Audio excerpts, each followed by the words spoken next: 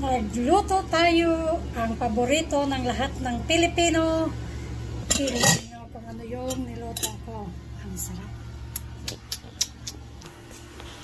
Wow! Nagluto tayo ng bihon. Tingnan nyo naman yan. Dinamihan ko yung broccoli. Oh. Oh. Mura lang dito ang broccoli. Kaya kapag magluluto tayo, padamihan ng broccoli. O yan. Daming gulay nilagay ko. Diba? Ang sarap. Iwan ko kung bihon pa ba to o gulay na, pero maraming bihon naman eh. Oy, ang sarap. O, diba? Mapapawaw talagang kain natin dito ngayon. Wala talagang diet-diet na mangyayari ngayon sa atin. Ang sarap. Konti na lang. Luto na to. Konting apoy na lang. Hinanaan ko lang yung apoy. Hinanaan ko yung apoy para hindi ayoko nang malata na bihon. Gusto ko yung tama-tama lang.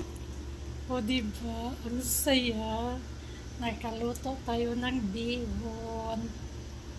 Natawa si Madam sa akin kasi pagdating ko doon, pumunta ko doon sa loob kasi nasa dirty kitchen ako. Punta ko doon sa loob, doon si Madam. Sabi niya, where are you? Sabi ko, nagluto ko ng bihon na daw.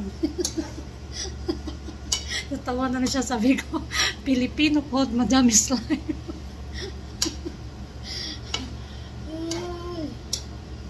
Alam ni Madam yung mga weakness ng Pilipino, yung mga Filipino food ba?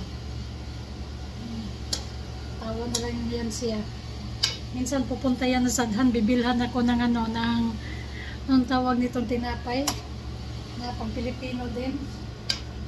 Bibilhan niya ako niyan.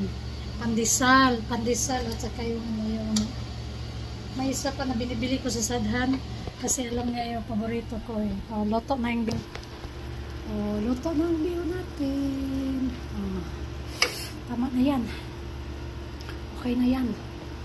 Diba? Sarap.